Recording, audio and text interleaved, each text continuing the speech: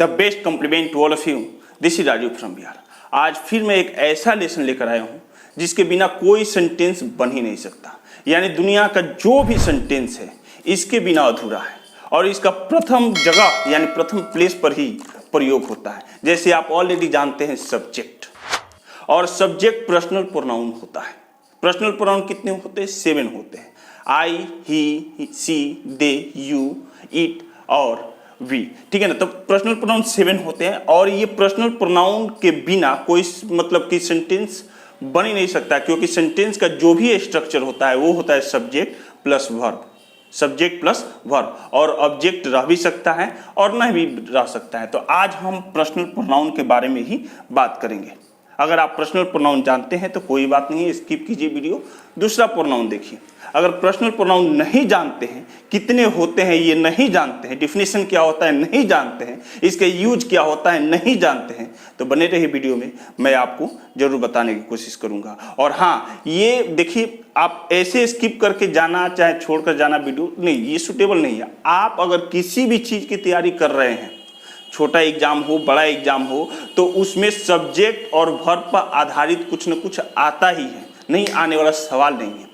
तो ये सब्जेक्ट के बारे में अध्ययन कीजिए। देखिए आपको क्या मिला है, लिखा है कि a word that replaces the name of person, वैसा शब्द जो व्यक्ति के नाम को क्या करता हो, रिप्लेस करता हो। यानी व्यक्ति के जगह, व्यक्ति के नाम के जगह कोई शब्द आता हो, प्लेस जगह के नाम के जगह कोई शब्द आता हो, थिंग वस्तु के नाम के जगह कोई शब्द आता हो, आइडिया विचार के नाम के जगह कोई शब्द आता हो, इन अ सेंटेंस, सेंटेंस में, इज कॉल्ड पर्सनल प्रोनाउन। उसे क्या कहते हैं? पर्सनल प्रोनाउन कहते हैं। हिंदी में समझ लीजिए, वैसा शब्द जो किसी वाक्य में व्यक्ति के नाम, जगह के नाम, वस्तु के नाम या विचार के स्थान पर आता है उसे व्यक्तिवाचक सर्वनाम कहते हैं।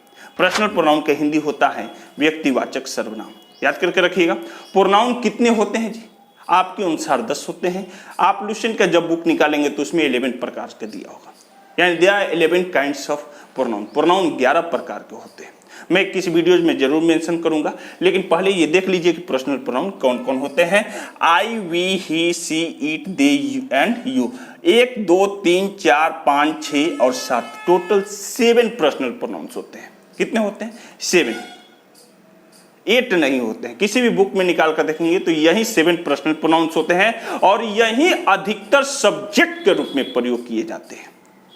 तो आई होप ये पर्सनल प्रोनाउन आपको समझ में, कान साफ करके याद कर लीजिए कि पर्सनल प्रोनाउन मात्र 7 ही होते हैं और इसी 7 पर मैक्सिमम 80 to 90% सेंटेंस आधारित होता है। देखिए यहाँ पर लिखा है आई एम ए स्टूडेंट, मैं एक विद्यार्थी हूँ। इस सेंटेंस में आई जो वर्ड है वो क्या है?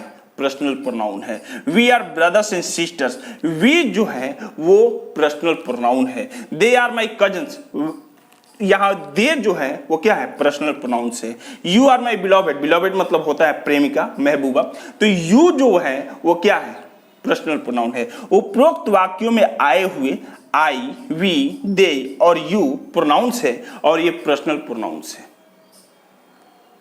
प्रोनाउंस है और ये पर्सनल प्रोनाउंस है। देखिए प्रोनाउंस होते हैं, सब्जेक्ट होते हैं, ऑब्जेक्ट होते हैं। जब प्रोनाउन कोई काम नहीं करता है तब वो पर्सनल प्रोनाउन है, लेकिन वही प्रोनाउन अगर काम करने लगे तब वो सब्जेक्ट है, तब वो क्या है? सब्जेक्ट है। और उसी पर्सनल प्रोनाउन पर काम का असर पड़ने लगे वो ऑब्जेक्ट है।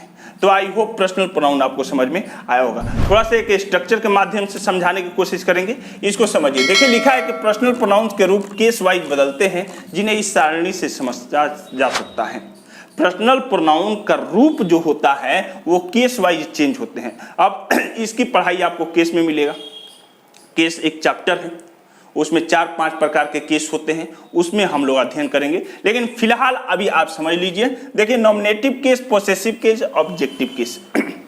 नॉमिनेटिव केस, पोसेसिव केस और ऑब्जेक्टिव केस। नॉमिनेटिव केस में आपका टोटल पर्सनल प्रोनाउन आता है I, we, you, he, she, it और दे, और इसी का पोसेसिव प्रोनाउन होता है।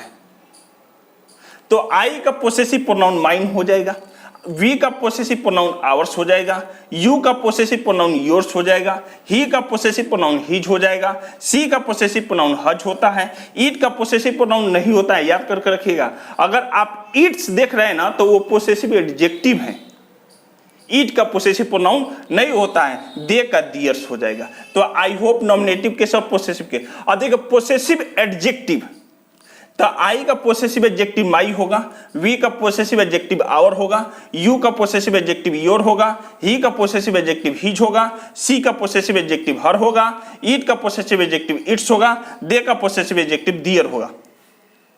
देखिए बहुत मतलब मैं ना केवल एस अगर आप ऐड कर देंगे ना तो पोसेसिव प्रोनाउन हो जाएगा, और एस हटा देंगे तो पोसेसिव एडजेक्टिव हो जाएगा। तो आई होप आपको ये समझ में आया होगा।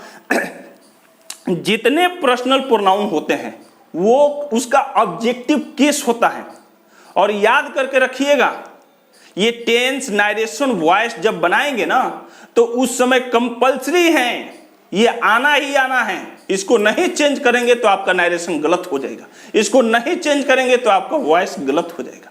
तो याद करके रखिएगा, ठीक है ना। आई का ऑब्जेक्टिव केस मी होता है, क्या होता है, आई का ऑब्जेक्टिव केस मी होता है, वी का ऑब्जेक्टिव केस अस होता है, यू का ऑब्जेक्टिव केस यूए होता है, यू का ऑब्जेक्टिव केस क्या होता है, यूए होता है। जैसे यू आर माई ब्रदर तो यहां सब्जेक्टिव केस हो गया, I love you, you last में आया तो यहां ऑब्जेक्टिव केस हो गया।